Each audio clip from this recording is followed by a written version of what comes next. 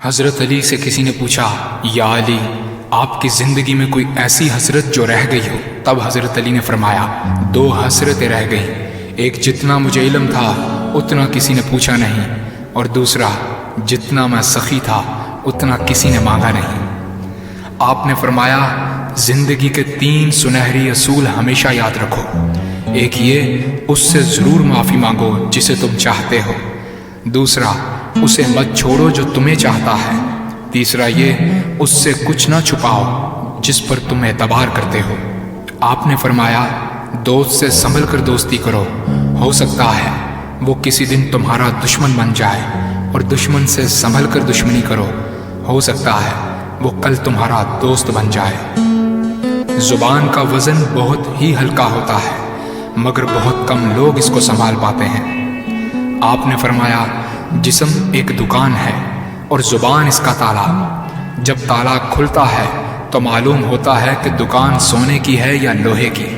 زندگی تیز ہواؤں کی مانند ہے، جس نے اس کی آندھیاں برداشت کر لیں وہ کبھی غم کی گھٹا نہیں دیکھتا، سر سبز و شاداب باغ دیکھتا ہے۔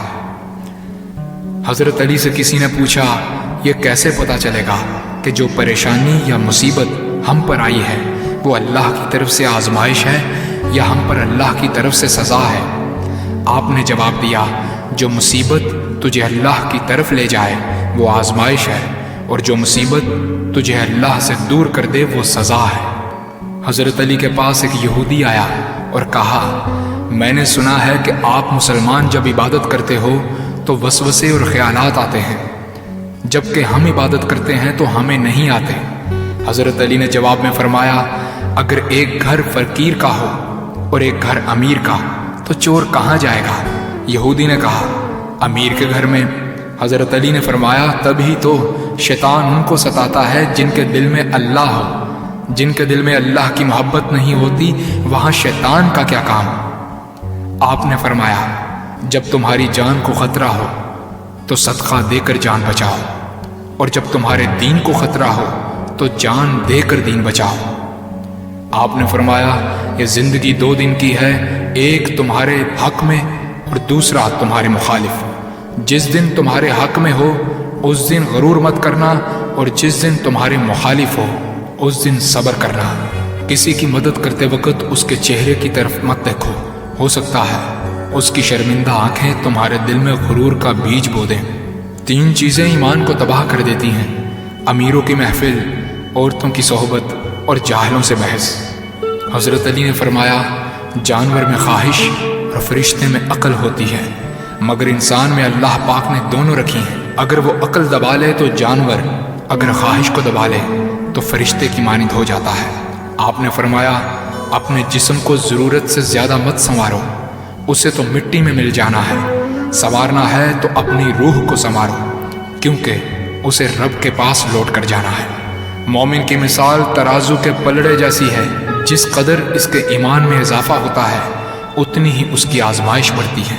آپ نے فرمایا، اچھے لوگوں کی ایک خوبی یہ بھی ہوتی ہے کہ انہیں یاد رکھنا نہیں پڑتا، وہ یاد ہی رہتے ہیں۔ آپ نے فرمایا، رزق کے پیچھے اپنا ایمان خراب مت کرو، کیونکہ رزق انسان کو ایسے تلاش کرتا ہے جیسے مرنے والے کو موت۔ حضرت علی نے فرمایا، رشتے خون کے نہیں احساس کے ہوتے ہیں، اگر احساس ہو تو اجنبی بھی اپنے ہو جاتے ہیں، اگر احساس نہ ہو تو اپنے بھی اجنبی ہو جاتے ہیں۔ ایک مرتبہ قصاب آواز لگا رہا تھا، تازہ گوشت ہے لے لو۔ وہاں سے حضرت علی کا گزر ہوا، قصاب نے آپ سے کہا، تازہ گوشت ہے لے جائیں۔ حضرت علی نے فرمایا، آج میری جیب اجازت نہیں دیتی۔ قصاب بولا، میں آپ سے ادھار کر سکتا ہوں۔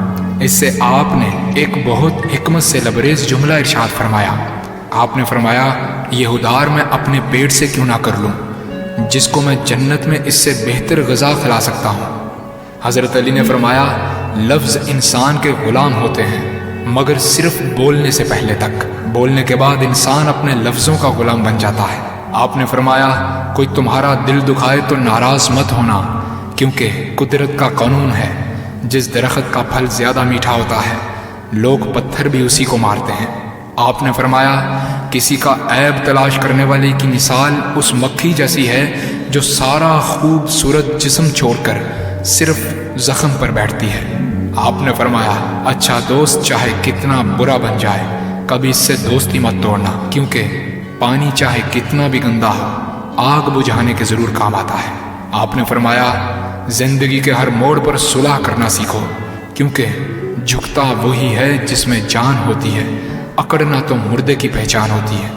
دوست ہو یا پرندہ دونوں کو آزاد چھوڑ دو، لوٹ آیا تو تمہارا، نہ لوٹ کر آیا تو تمہارا وہ کبھی تھا ہی نہیں۔ بادشاہ نے وزیر کو انگوٹھی دی اور کہا اس پر کوئی ایسا فقرہ لکھوا لاؤ جسے میں خوشی میں پڑھوں تو اداس ہو جاؤں اور غم میں پڑھوں تو خوش ہو جاؤں۔ وزیر گیا اور انگوٹھی پر یہ لکھوا لایا یہ وقت بھی گزر جائے گا۔